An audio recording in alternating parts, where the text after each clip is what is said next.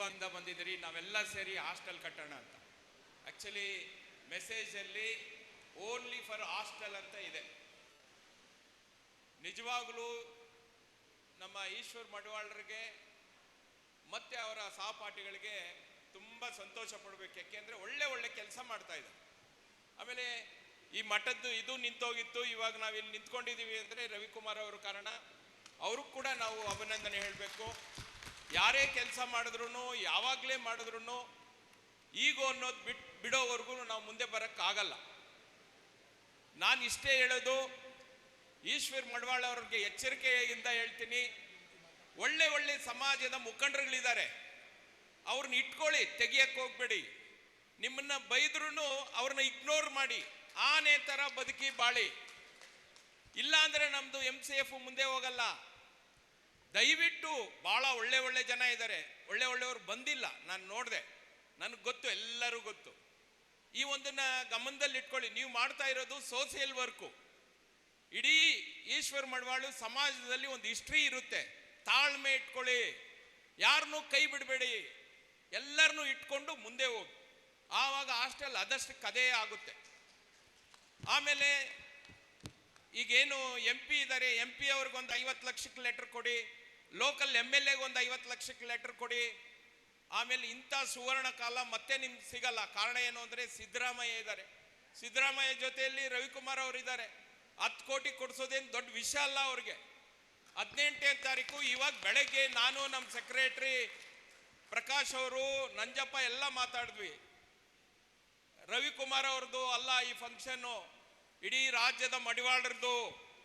ಎಲ್ಲ ಜನ ಸೇರ್ಕೊಳ್ಳಿ. ಜನ ಬಂದಿಲ್ಲ ಅಂದರೆ ನಮ್ಗೆ ಅವಮಾನ ಆಗುತ್ತೆ.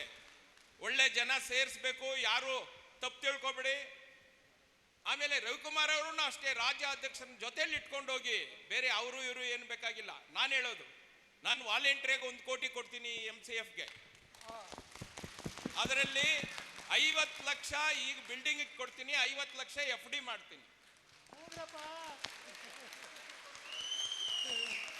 ಇಲ್ಲ ಜೋರಾಗಿ ಕರಾಟತನ ಮಾಡಿ ಎಲ್ಲರೂ ಚಪ್ಪಾಳೆ ತಟ್ಟಿ. ಇಲ್ಲ ಹಂಗೇನಿಲ್ಲ.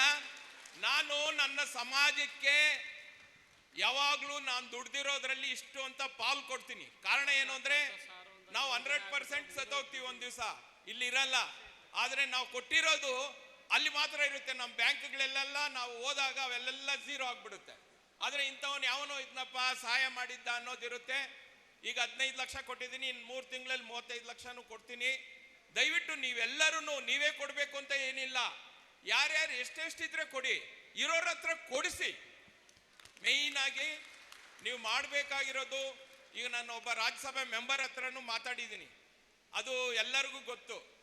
1 ಕೋಟಿ ಕೊಟ್ಟರೆ ಇಷ್ಟೋ ಅಷ್ಟೋ ಏನೇನೋ ವ್ಯವಹಾರಗಳಿರುತ್ತೆ. ನಾನು ಶಿವಾನಂದ್ ಕಲ್ಕೆರೆ ಅವ್ರ ಹತ್ರನೂ ಮಾತಾಡಿದ್ದೀನಿ. ನನಗೊಂದು ಲೆಟರ್ ಪಾಸ್ ಮಾಡಿ, ಯಾವ ಥರ ನಿಮ್ಗೆ ಲೆಟರ್ ಬೇಕು MCFಗೆ, ಹಾಸ್ಟೆಲ್ಗೆ ಅಂತ 50 ಲಕ್ಷ 1 ಕೋಟಿ ಆ ಥರ ಏನು ಮಾಡಬೇಕು ನಾನು ಪ್ರಯತ್ನ ಮಾಡ್ತೀನಿ. ನಾನು ಏನು ಮಾತು ಕೊಟ್ಟಿದ್ದೀನಿ ನಡ್ಕೊತೀನಿ.